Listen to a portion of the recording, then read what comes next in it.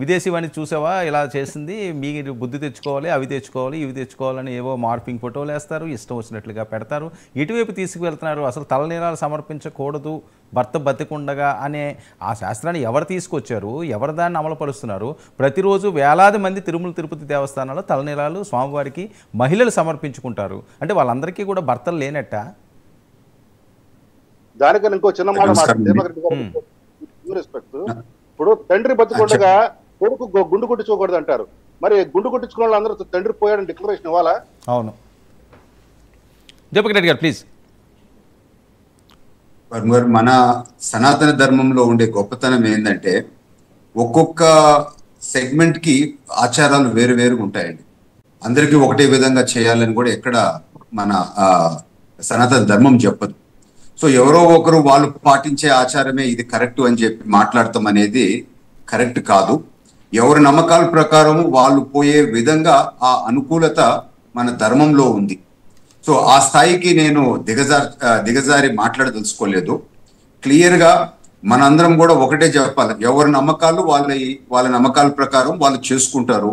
So ఇటువంటి comments చేయటము ఆ గుడి పవిత్రతని తగ్గించినట్టు అవుద్ది, మన ఆచారాలని మనము తప్పు చేసినట్టు అవుద్ది.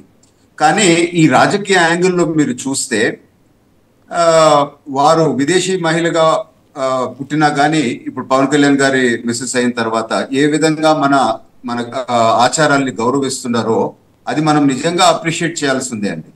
ఎందుకు అనంటే ఆ దేవదేవుడి పైన ఒక నమ్మకం పెట్టుకొని మొన్న జరిగిన ఇన్సిడెంట్ లో మాకు మంచి జరగాల అని చెప్పి ఒక మొక్కున్న తర్వాత మంచి జరిగింది. వారు వచ్చి వారు ఇది చేయటం జరిగింది. కానీ గతంలో మీరు ఒకసారి అబ్జర్వ్ చేస్తే అనేక సార్లు అప్పుడు నేను అనేక డిబేట్స్ లో కూడా రావటం జరిగింది. జగన్మోహన్ రెడ్డి గారు తిరుపతికి పోయినప్పుడల్లా ఆ డిక్లరేషన్ మీద సంతకం పెట్టాలా అని చెప్పి మేము అడిగినాం. అదే విధంగా ఆ గుడికి మనము పట్టు వస్త్రాలు ఇచ్చేటప్పుడు సతీ సమేతంగా రావాలా, అది అక్కడ ఆచారము, దయచేసి ఆ ఆచారాన్ని గౌరవించండి అని చెప్పి కూడా అనేక సార్లు మేము లేవనెత్తడం జరిగింది. గతంలో అవి కనీసం పట్టించుకున్న పరిస్థితి కూడా కాలేదు. అంటే మనోభావాలు దెబ్బతిన్నా కానీ మేము పట్టించుకోము అనే విధంగా జరిగింది. సో ఒకసారి ఆ డిఫరెన్స్ నేను చూపిస్తున్నాను. సో ఇక్కడ డిక్లరేషన్ వీరు ఇవ్వటం జరిగింది.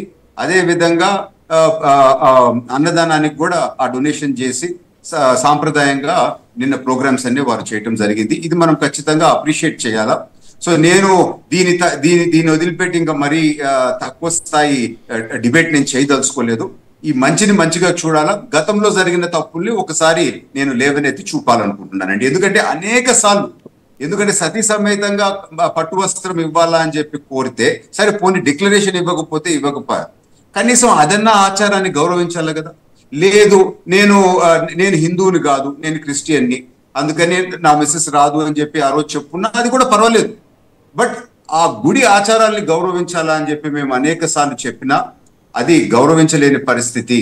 ఒక విధంగా భారతమ్మ గారిని మెచ్చుకోవచ్చు, వారు నమ్మిన క్రిస్టియన్ మతం ప్రకారం ఇక్కడికి రాకూడదు అనుకుంది, ఆమె రాలేదు.